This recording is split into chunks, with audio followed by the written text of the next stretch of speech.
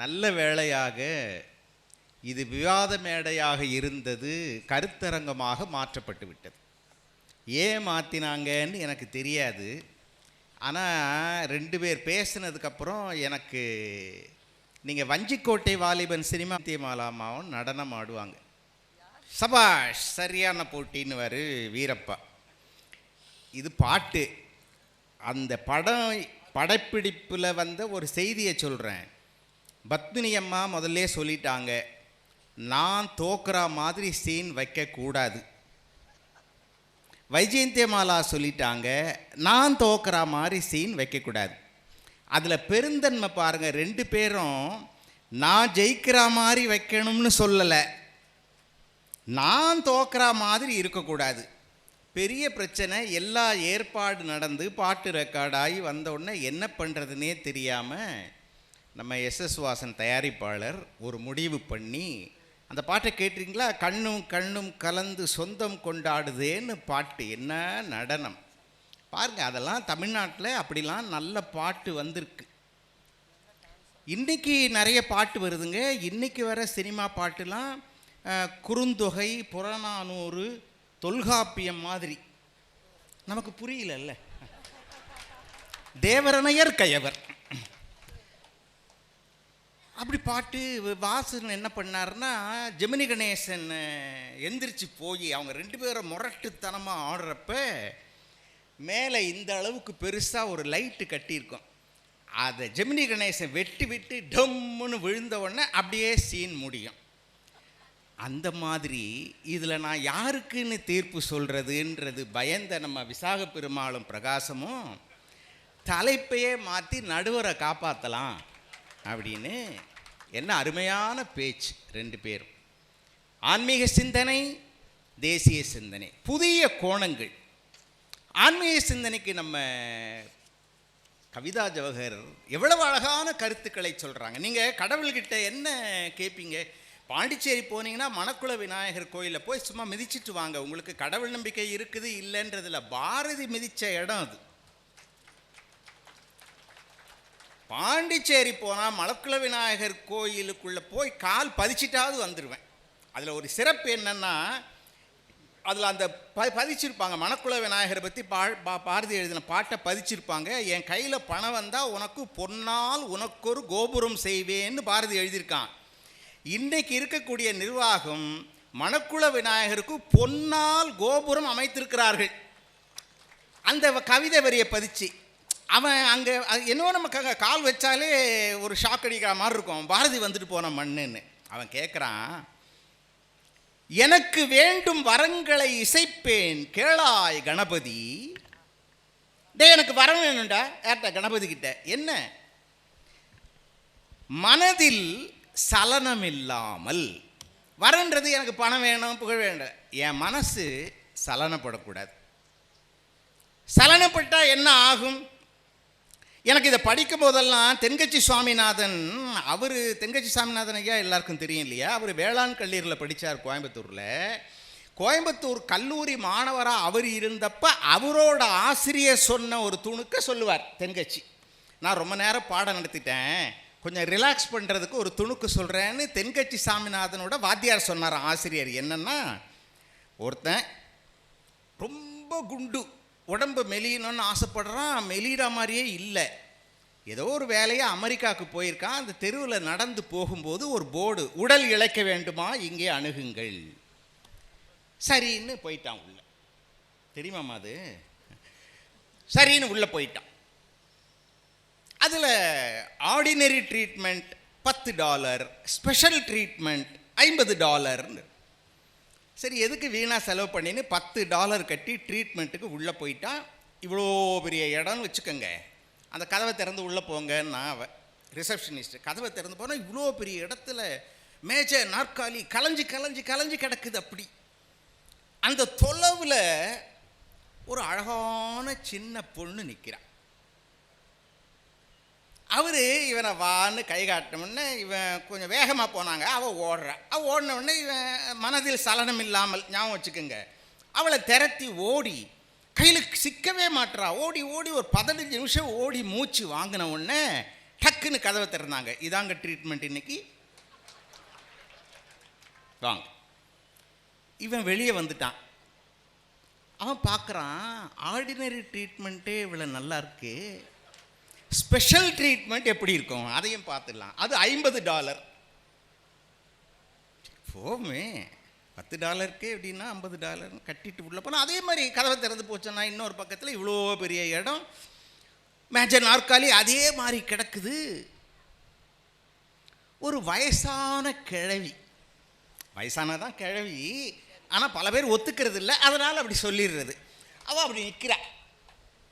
இப்போ அவன் இவனை துரத்துறா. அவ கையில் சிக்கக்கூடாதுன்னு இவன் இப்படி ஓடுறான், அப்படி ஓடுறான், இப்படி ஓடுறான்.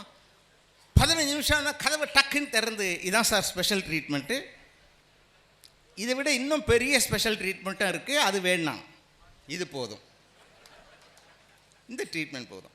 மனதில் சலனம் இல்லாமல், மதியில் இருளே தோன்றாமல், அறிவை இருள் மறைக்கக்கூடாது. அவன் கேட்குறத பாருங்க. பாரதியாருடைய கதையே ஒன்று எழுதுறான். அறிவு நம்ம சரியாக வேலை செய்யலைன்னா என்ன ஆகும்னு ஒரு சின்ன கதைங்க, ரொம்ப 4 வரி கதை. ஒருத்தன் மிட்டாய் கடை வச்சுருக்கான், நிறைய மிட்டாயார். கொஞ்சம் தள்ளி சின்ன பிள்ளைங்க ஒரு 10-15 பேர் விளையாடிட்டு இருக்காங்க. அவங்களுக்கு ஒரு ஆசை, அந்த மிட்டாயை எடுத்து தின்னுட்டா என்னன்னு அவனுக்கு தெரியாமல் எடுக்கணும். ஆனால் இந்த கடையில் உட்காந்துருக்கான் பாருங்க, அவனுக்கு பெரிய யானை கால், இவ்வளோ பெருசாக இருக்கும் கால். பசங்க யாராவது கிட்ட போனால் காலை தூக்கி காட்டுவான், வந்த ஒரே உத பசங்க பயந்துருவான்.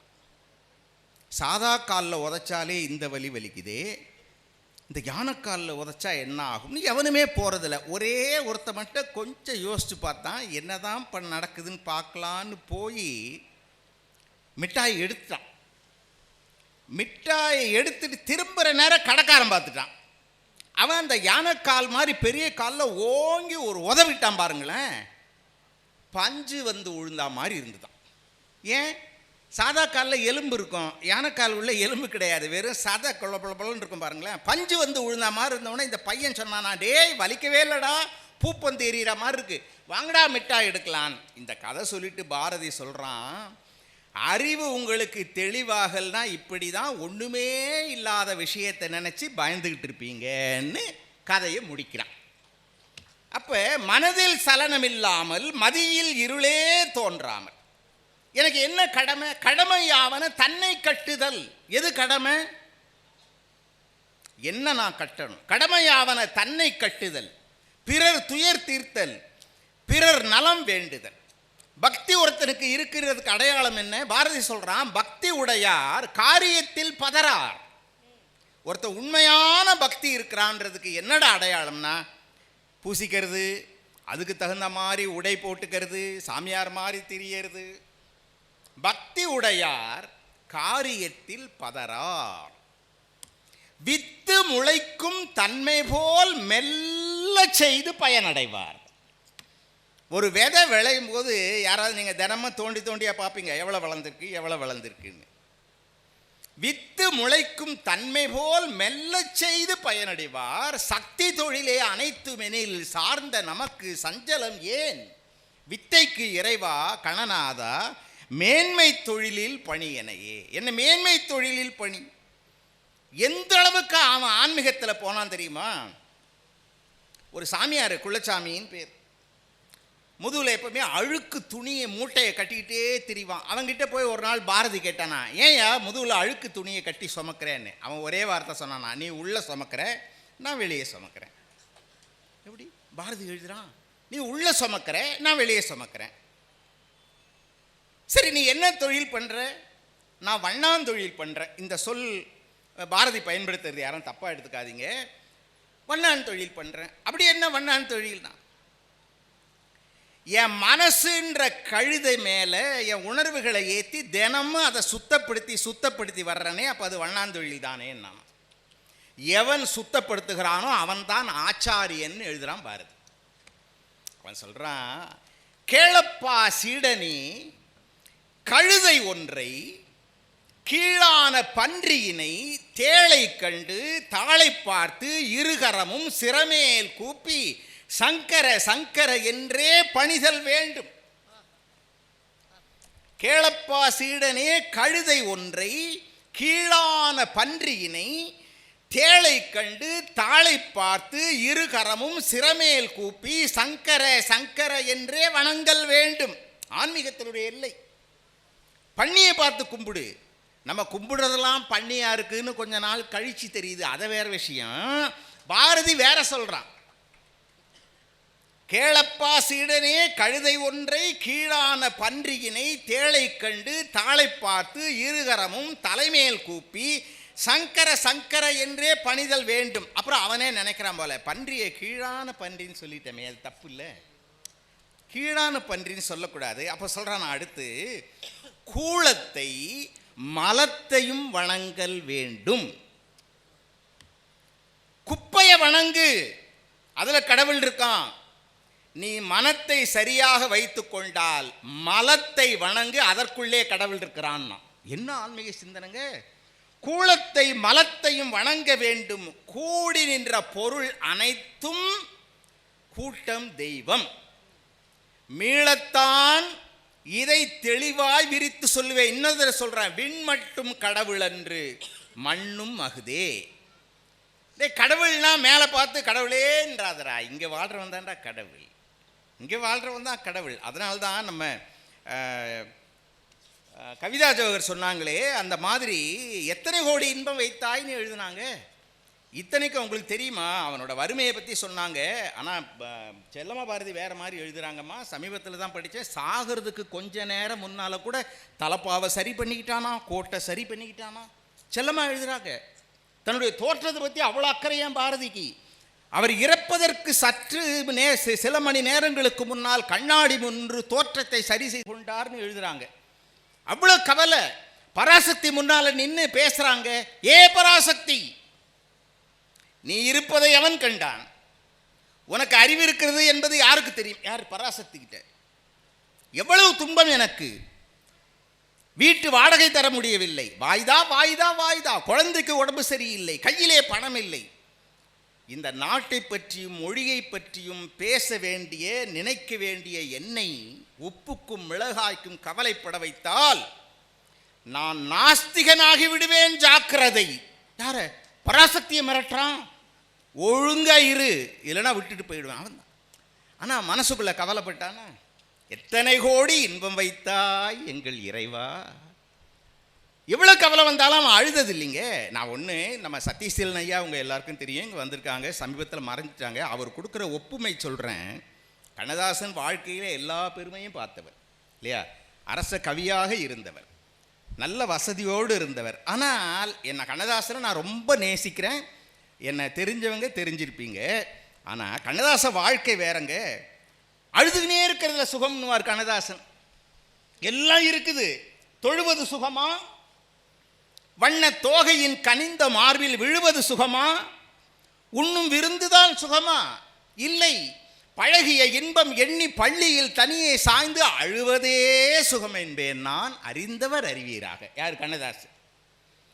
சேலையால் கோயில் கட்டி சிற்றிடையால் பின்னலிட்டு பாலமுத பூமுகத்தில் பட்டொளிர பொட்டுமிட்டு 4 குண சேனைகளில் நாணவது முந்தி வர ஆசை நடத்தி வர அச்சமேலாம் பின்னலிட போதார் நெருங்குழலில் போதை மலசரிய ஆதாரம் இல்லாமல் அசைந்து வரும் தேர் போல மாதொருத்தி எந்த மடி மீது வந்தமர்ந்து என்னிடத்தே பற்று வைத்து என்னிடத்தே காதல் வைத்து கன்னங்களால் என் கவிதையில் மெருகேற்றி செவ்வாய் இதழால் என் சிந்தையில் கடை விரித்து ஆற உடல் தழுவி அன்புடனே குழல் கோதி பாவலனே இன்றோர் பாட்டெழுத மாட்டாயா என்றுரைக்கும் காட்சியினை எண்ணி தவங்கிடந்தேன், இன்று வரை அந்த இன்பமெனை அட்டவில்லை. யாரு? கண்ணதாசன்.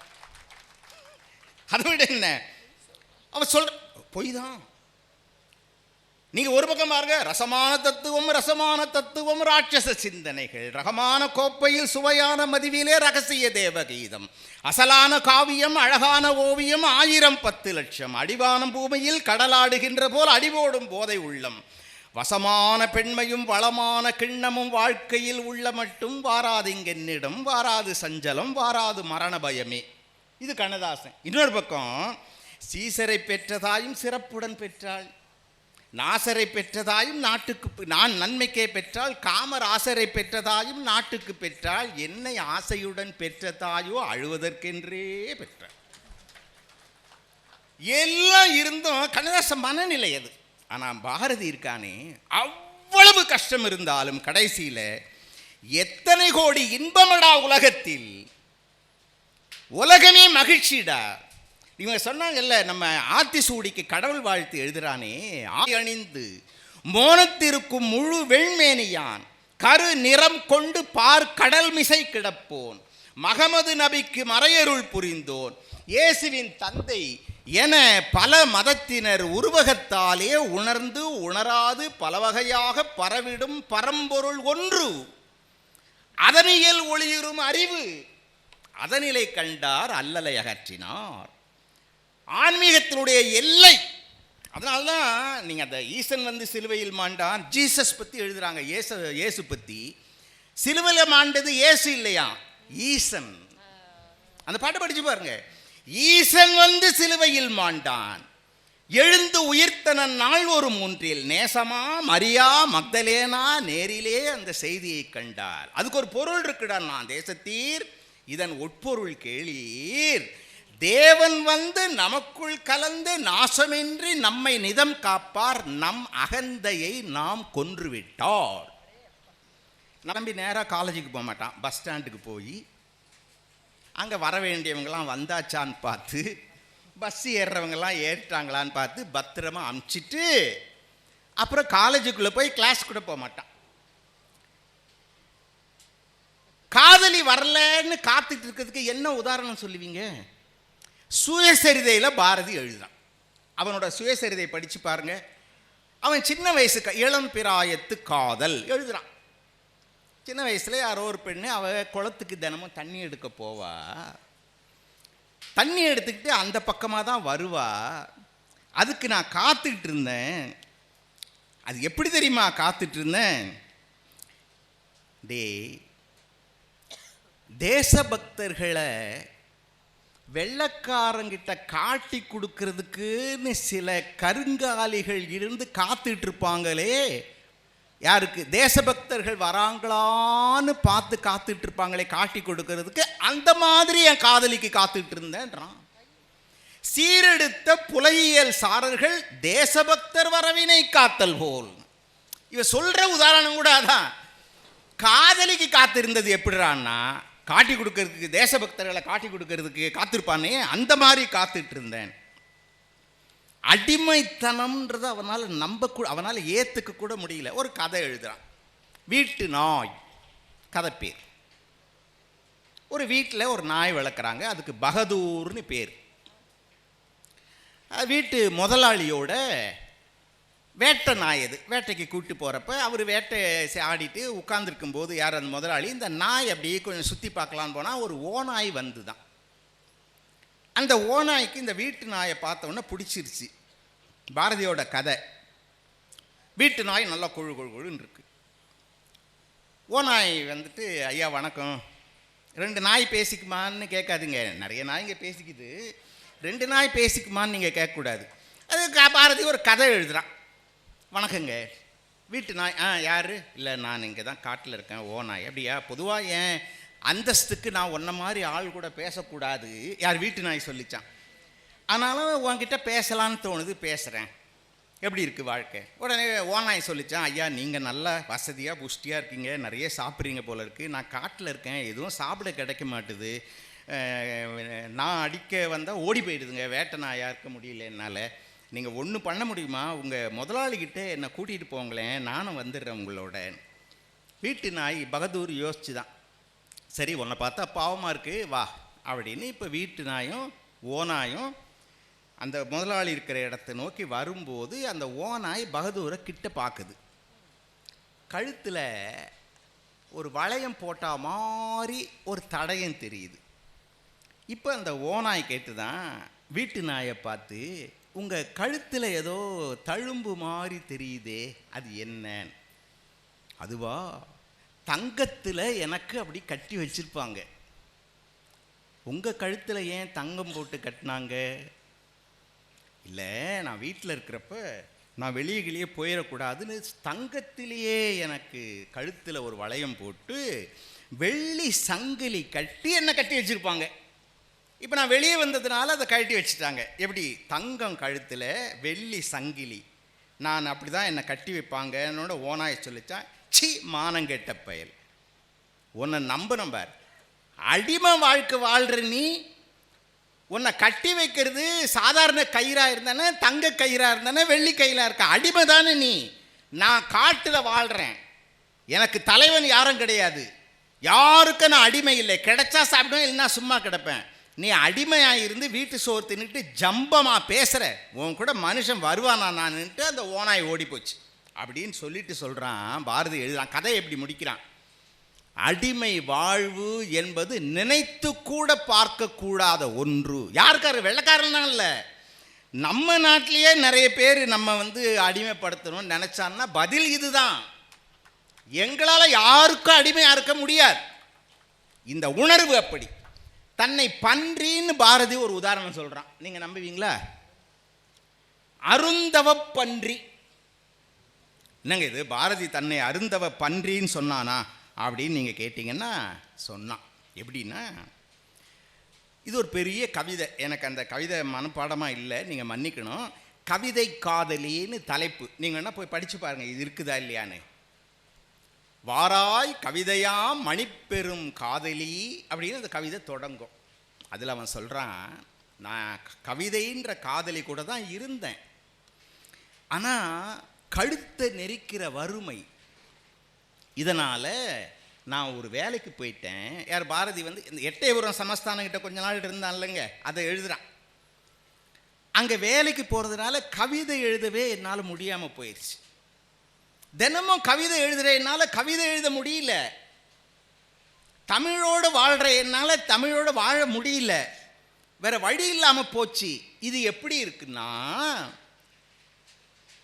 அந்த பன்றி மாதிரி ஆயிடுச்சின்னு கதை எழுதுறான். இது கவிதைக்குள்ள ஒரு கதை, சரியா? அது என்னன்னா, இதுவும் கவிதையாகவே எழுதுறான். ஒரு முனிவர், அவர் ஏதோ ஒரு தப்பு பண்ணார், அவருக்கு ஒரு சாபம் வந்தது. நீ பண்ணியா போ அப்படின்னு சாபம். இப்போ முனிவர் பன்றியா போயிட்டார். தவம் செய்த முனிவர் பன்றி ஆயிட்டார். அதான் அருந்தவ பன்றி. அந்த முனிவருக்கு பசங்கள்லாம் இருந்தாங்க. அவங்க ஐயோ அப்பா, உங்கள் நிலைமை இப்படி ஆயிடுச்சு, எவ்வளோ பெரிய முனிவராக பெருமையோடு இருந்தீங்க, இப்படி ஆயிட்டீங்களே, என்ன பண்ணுறது? உடனே முனிவர் சொன்னார், எப்பா ஒன்றும் இல்லை, இப்போ நாங்கள் இருக்கேன் சும்மா ஏன்னா ஒரு சாபம் இது, உடனே விமோசனம் கிடைக்காது. நீ கொஞ்ச நாள் போட்ட, நீ ஒரு பெரிய கத்தி கொண்டு வா, கொண்டு வந்து என்னை வெட்டி கொன்னுடு. ஒரு முனிவராக பல பேருக்கு அறிவுரை சொல்லி வாழ்ந்த நான் இந்த பன்னியோட எப்படி இருக்கிறது, என்னை கொன்னுடு அப்படின்னு இந்த பன்றியா போன முனிவர் சொல்கிறார். பையனுக்கு ரொம்ப மன வருத்தம். கொஞ்ச நாள் கழித்து ஒரு கத்தியை எடுத்துக்கிட்டு அந்த பையன் வர்றான் வெட்ட கிட்ட வந்தவுடனே அந்த பன்றியா போன முனிவர் சொன்னார், கொஞ்சம் நிறுத்துப்பா, இந்த பன்னி வாழ்க்கையும் சுகமாக தான் இருக்கு. இங்கே பாரு, இது என்ன மனைவி, இது பெரிய மனைவி, அது சின்ன மனைவி, இது எல்லாம் என் குட்டிங்க. சேத்து உள்ள இருக்கிற சுகம் வேறு எதுனா கிடைக்குமா? என்ன வாசனையாக இருக்குது. அதனால் நான் கொஞ்ச நாள் இப்படியே இவங்களோட பண்ணியாக திரியிறேன். இன்னும் கொஞ்ச நாள் போன உடனே வேணா வெட்டிடு என்ன, ஏன்னா இது இழக்க மனசு வரலன்னுச்சான். யாருங்க? பன்றியா போன அருந்தவம் செய்த முனிவர். பையன் இன்னும் கொஞ்ச நாள் கழிச்சு பெரிய கத்தியாக கொண்டு வந்தான். இன்றைக்கி ஒரே போடு. ஏன்னா இப்போ இவனுக்கு கேவலம் ஆயிடுச்சு. யார்? பையன் நீ போட்டு தள்ளிடுறது பண்ணின்ட்டு அவன் கத்தி எடுத்துகிட்டு வந்தவொடனே பாரதி எழுதுறான், கத்தியை ஓங்குனானா, நில்லடா அப்படின்னாரான் பன்றியா போன முனிவர். உனக்கு என்னடா தெரியும் இந்த சுகம்? யாரையாவது வெட்டணும்னு நினச்சா உன் கழுத்தை வெட்டி நீ செத்து போடா.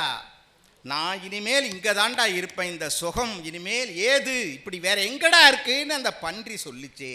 அந்த மாதிரி தான் கீழ்த்தரமான இன்பங்களுக்கு நாம் ஆட்பட்டு விட்டால் உயர்ந்த இன்பங்களை, மேல்நிலைகளை மறந்து கீழ்நிலையிலேயே பன்றியாக இருந்து விடுகிறோம். அப்படி என் நிலைமை ஆச்சின்னு எழுதுறாங்க.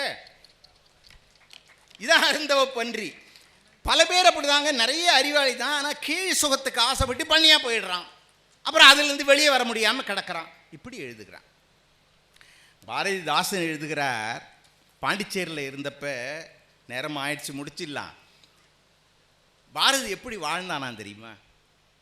தேசத்தார் நல்லுணர்வு பெரும்பொருட்டு சேரியிலே நாள் முழுவதும் தங்கி உண்டார். எதுக்கு? தேசத்தார் நல்லுணர்வு பெரும்பொருட்டு சேரியிலே நாள் முழுவதும் தங்கி உண்டார். காசு தந்து கடைத்தெருவில் துலுக்கர் விற்கும் சிற்றுணர்வு வாங்கி அதை கனிவாய் உண்டார். பணம் கொடுத்து வாங்கினார்டா, ஓசில வாங்கலை. அது ரெக்கார்ட் பண்ணுறார் பாரதிதாசன். காசு தந்து கடைத்தெருவில் துலுக்கர் விற்கும். இஸ்லாமியர்கள் இந்த வண்டி தள்ளிட்டு சில இடத்துல விற்பாங்க பாருங்களேன், அதில் பஜ்ஜி போண்டாலாம் விற்பாங்க.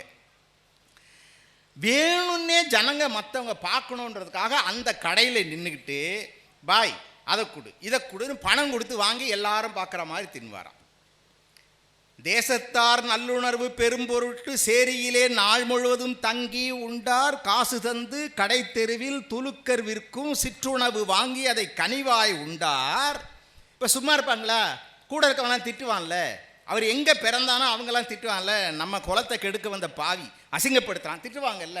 பேசி வந்த வசை பொறுத்தார்,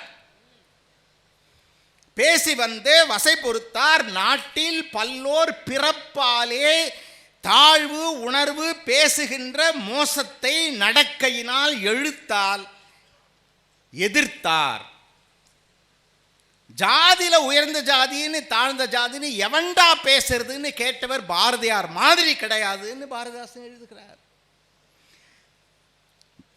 பேசி வந்த வசை பொறுத்தார். நாட்டில் பல்லோர் பிறப்பாலே தாழ்வுயர்வு பேசுகின்ற மோசத்தை நடக்கையினால் பேச்சால் எழுத்தால் முரசறைந்தார். ஈங்கு இவற்றால் வறுமை ஏற்றார். இதனால்தான் அவர் வறுமையில் இருந்தார். பாரதி நம் மத்தியிலே பிறந்தது நமக்கு ஒரு பெருமை. அவனை பற்றி எல்லாம் 1/2 மணி நேரம் 1 மணி நேரத்தில் பேச முடியாது. நினச்சி பார்த்து வாழ வேண்டிய மா கவிஞன் பாரதி. அவனுடைய ஆன்மீக சிந்தனை, தேசிய சிந்தனை, மக்களை பற்றிய கவலை. அவன் நம்மளை பற்றிலாம் என்ன தெரியுமா நினச்சான்? நீங்கள் சாப்பிட கூட இல்லாமல் இருக்கீங்களே, அதை பற்றி கூட பெரிய கவலை இல்லைடா. கஞ்சி குடிப்பதற்கு இலார், அதன் காரணம் இவை என அறிவும் இலார். அறிவில்லாமல் இருக்கீங்களேடா, என்னடா இப்படி இருக்கீங்கன்னு கவலைப்பட்டவன் பாரதி. அவனை படிக்கணும், இளைஞர்கள் படிக்கணும். குறிப்பாக அவனோட புதிய ஆத்திச்சுவடி படிக்கணும். அவனை விட வழிகாட்டுறதுக்கு நமக்கு ஆள் இல்லை. பாரதியை மனதிலே கொள்ள வேண்டும். இந்த வாய்ப்பை கொடுத்த வாணியம்பாடி முத்தமிழ் மன்றத்துக்கு பெருமை, நன்றி, வணக்கம். மிகச்சிறப்பாக